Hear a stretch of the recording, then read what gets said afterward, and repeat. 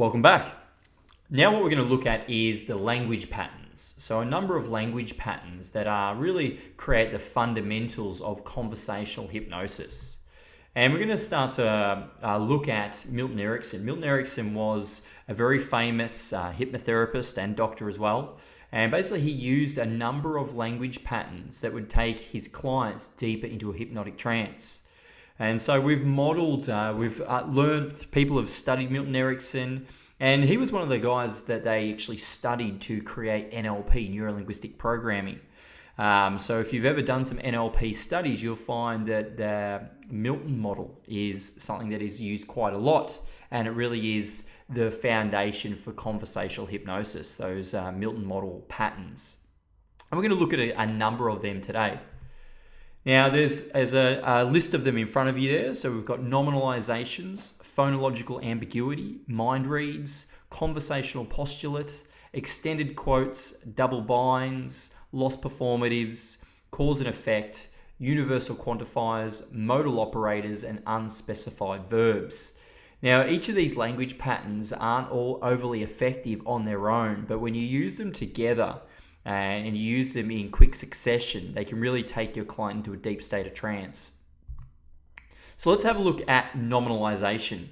And nominalization, a lot of these are big fancy words, and we're going to sort of, bring it down into a little bit more layman's terms as we go through it. And so a nominalization is when a verb is converted into a noun. And basically, occasionally we do speak as though things are like an object, such as the respect between us has been lost. So the respect, we talk about it as though it's something you can hold, whereby we're actually taking that verb of respecting one another and converting it into a noun as though it's like an actual thing. And what this does is it induces just a light form of trance as the client is able to place their own meaning onto what is the respect, what does the respect really mean. And some other examples is when people talk about communication. Well, the communication here is no longer existent. That again is a nominalization. So we're nominalizing the verb of to communicate or moments of communicating, and we convert it into a noun. Same sort of thing with to relate. To relate is the verb, and we can make that a nominalization by referring to it as our relationship or the confidence or the fear. And again, a very quick and simple technique to create any normalization is put the in front of almost like a feeling, and it becomes a normalization in itself. And you might, if you've done some study before, you might, or even if you do some further study with NLP, neuro-linguistic programming, you might hear people refer to a normalization as a way to test it is, can you put it in a wheelbarrow? So can you put the relationship in a wheelbarrow? Can you put the communication in a wheelbarrow? Can you put the respect in a wheelbarrow? And no, you can't. You can put two people in a wheelbarrow who are communicating, or you can put two people that are in a relationship, but you can't put the relationship in a wheelbarrow. So that's nominalization. Now let's have a look at phonological ambiguity. And phonological ambiguity are words or phrases that have more than one meaning. And when you use these, when you use them in written language as a reader, the reader doesn't have as much impact on them at being the reader. But if it's a hypnotherapist reading out your script to the client, well, then the client's only hearing it. And so therefore the meaning is lost a little bit, and which is good, and that's what you want. You want the meaning to be a little bit ambiguous, so that the client can actually place their own meaning on it. And some examples of phonological ambiguity. Phonological mean how to sound, and ambiguity mean, it's not very specific. And so we have some words that sound a little bit ambiguous, such as right and right. And which is the right way to use the word right? And so that creates a bit of a what's known as a transderivational search, where the client will, as they're listening to this, will start to search for which is the right meaning to place on it. Other words are nose and nose. And I wonder if he knows which nose is the right one to pick. And so these are some examples where they're words that sound similar but have different meanings. When we look at them on face value, if we're reading them, we know exactly which meaning is being implied. However, when we hear it, we lose that specific meaning and it becomes ambiguous, such as to hear and hear. I wonder if you can stand here and hear all the things that you can actually hear right now. And such as peace and peace. And everyone just needs to make peace with themselves. And you'll find this is easy to do as you take a piece of cake. And so it gives you some insight into what a phonological ambiguity is. And there are many, many more as well. Now let's have a look at a mind read. And a mind read occurs when a hypnotherapist makes a statement that implies that they know something about the client that is not visibly detectable. And so you can use mind reads throughout your script, and it's done generally by speaking in a generic manner and then basing your statement on what the client is potentially currently experiencing. And so you can, an example of a mind read, which is on the page there, which is, I know you're feeling a sense of wonder. And so the mind read is that I know. Well, how do I know that you're feeling a sense of wonder without me mind reading? Another one is, you're curious about what will happen next. And so I'm reading your mind and I'm presupposing that you're curious about what will happen next. Because I'm basically telling you that you're curious about what will happen next. Another one is, I can see you're feeling more relaxed now. And these are just examples of mind reads. There are very many more that you can come up with. A very simple way to come up with a mind read is to just start with, I know. I know you're starting to relax more and more. And I can see that you're enjoying this with every breath that you take. And you're totally curious about what's going to happen next. And so you can start to just bring these together. So that gives you an insight into the mind reads. Now let's have a look at conversational postulate. And a conversational postulate is just a really fancy word for basically saying you're using an embedded command. But it's an embedded command that is tagged onto the end of a sentence. So it's communication in the form of a question that contains an embedded command adding to the persuasion of that message. And basically you avoid being a little bit too authoritative. And so an example of it would be, can you allow yourself to relax even more now? And is it possible for you to make this change today? And do you feel like this is something you can understand now? And so what you're doing is you're starting off with a question, but then you're finishing with a command, an embedded command. And when you write these, ideally what you want to do is underline any embedded commands that your hypnotherapist should actually deliver with a little bit more authority. Not over the top, but just enough. And so you want to use some conversational postulates throughout your script just to draw your client even deeper into behaving in the desired way with the hypnotherapist delivering these embedded commands. So what you're basically saying in the examples that you've got on the screen is you're asking the client to relax even more now. Well, you're not asking, you're telling them. And then when you say it's possible for you to make this change today, you're giving them that embedded command to make this change today.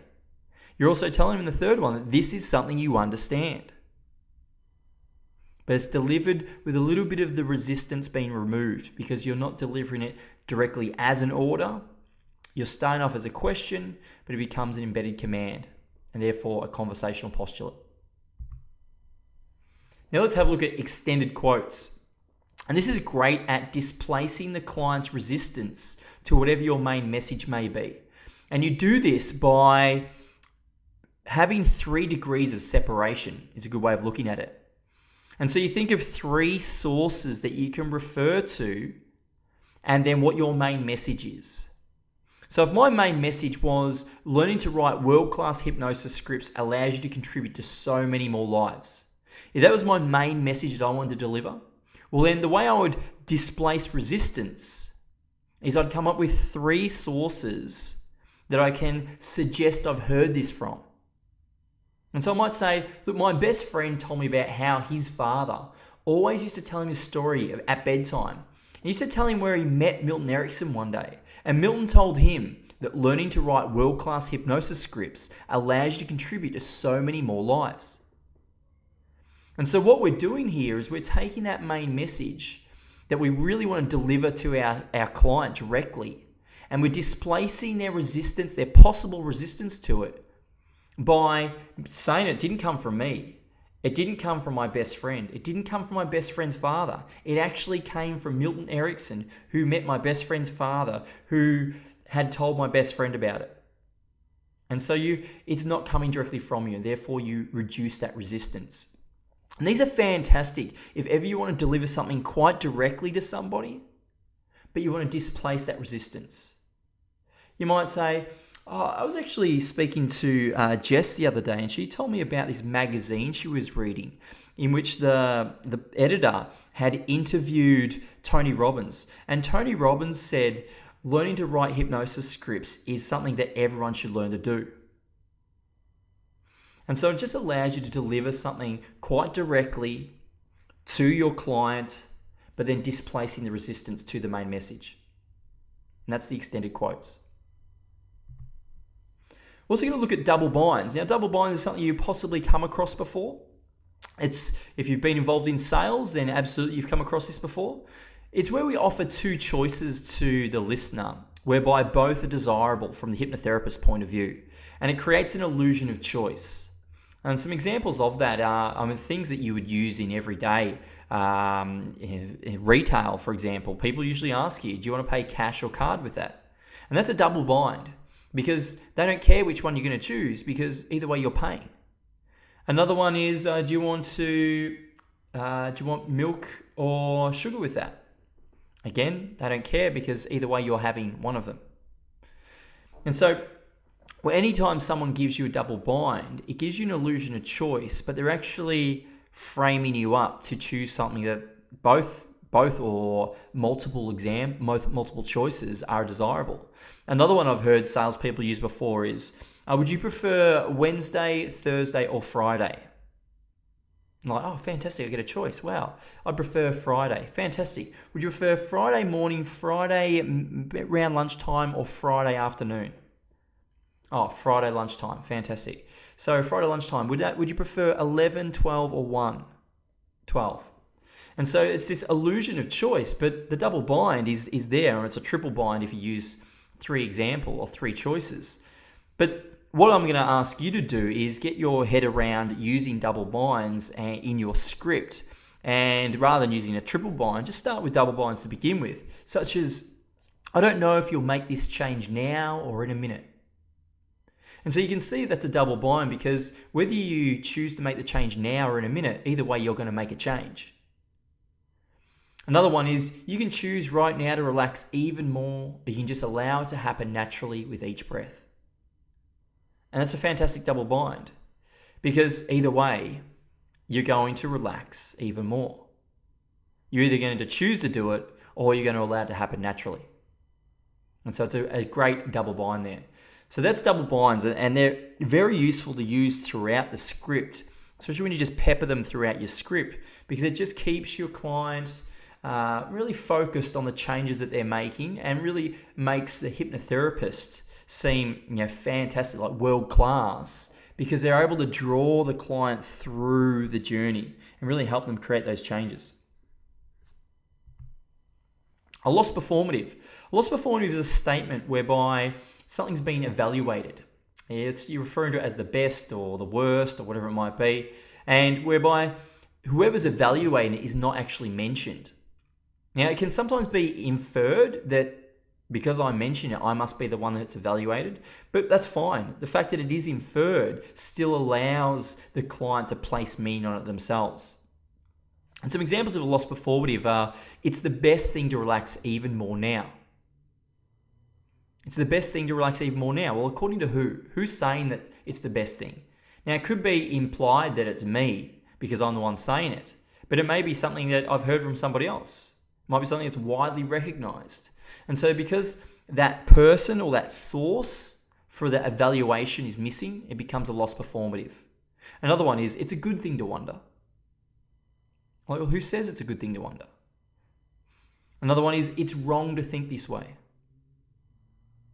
So there's some examples of lost performatives. And again, lost performative is something that I encourage you to use throughout your entire script. We're also going to look at cause and effect. Now, cause and effect are statements that create a link between two elements. And it's usually something that's occurring and something that the hypnotherapist wants to occur. For example, the deeper you breathe, the more relaxed you become. And so the cause creates an effect. So the deeper you breathe, the more relaxed you become. One creates the other. Another one is, the more you concentrate on my voice, the more you'll feel yourself going deeper into trance. And that's another example of cause and effect. One will create the other. And so when you use cause and effect throughout your hypnosis scripts, it just, again, draws your client deeper into that hypnotic state, but then really shows them that you really do have this power to help them create these changes, these powerful unconscious changes, just by using the language in a very clever and artistic way. Next, we're going to look at universal quantifier. So universal quantifiers suggest that there are no exceptions, and therefore there's no other choices that they can look at. And some examples to use would be, every time you breathe out, you feel even more relaxed now. Every time you breathe out. So what we're doing is we've created a universal approach to saying every breath will make you feel more relaxed now. There's no other option. There's no other choice. And therefore it becomes a universal quantifier. We're quantifying what we're talking about as every time. So universally. Another one is, all those problems just float away.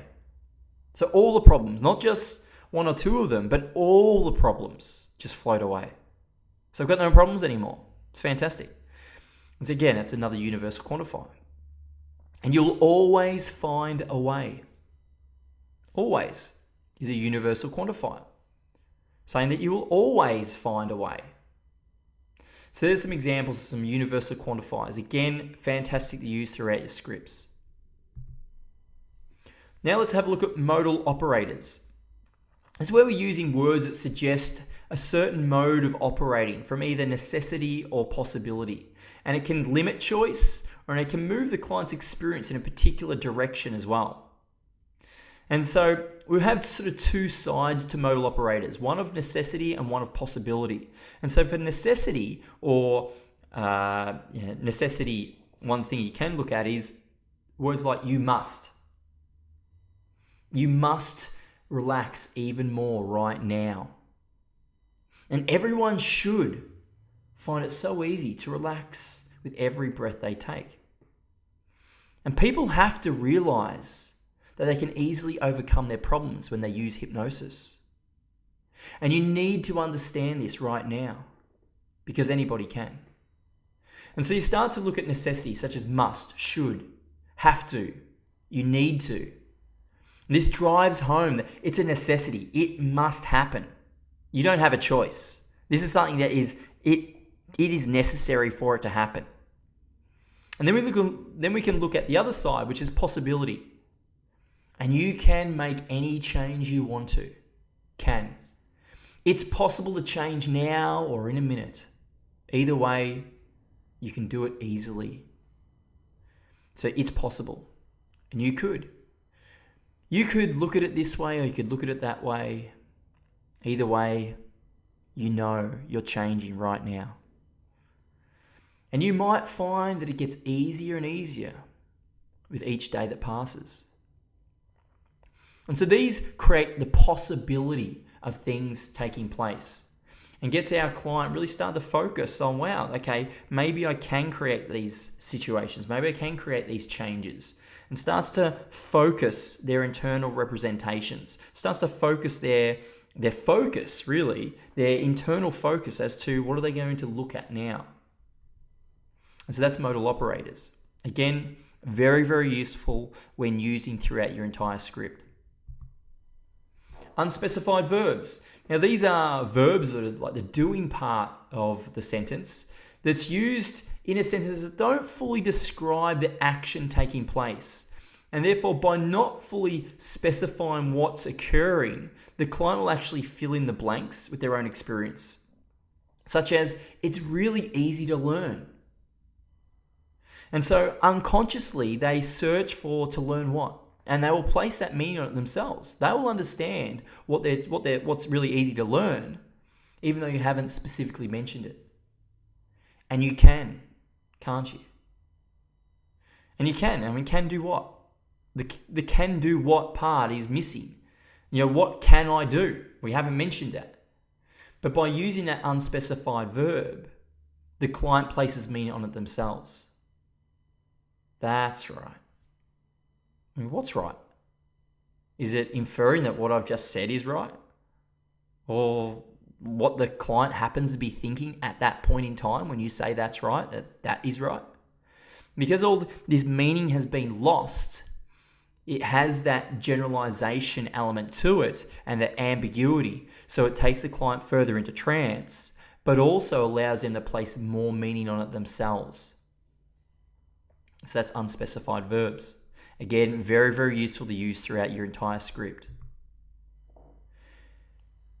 Now what I'd like you to do is to take some time, spend 5 minutes to write out a paragraph describing your client walking along a beach and using as many of the language patterns as possible, while still using the VACOG and generalizing. So again, I'm asking you now to combine the skills that you've learned from the previous exercises, and I want you to start to integrate them together.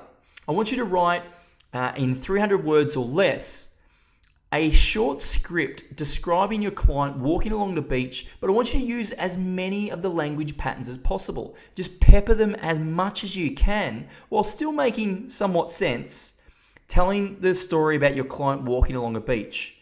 Again, using as much VACOG as you can and generalizing as you can as well. Even if make it under 500 words. If you go over 300 words, that's fine.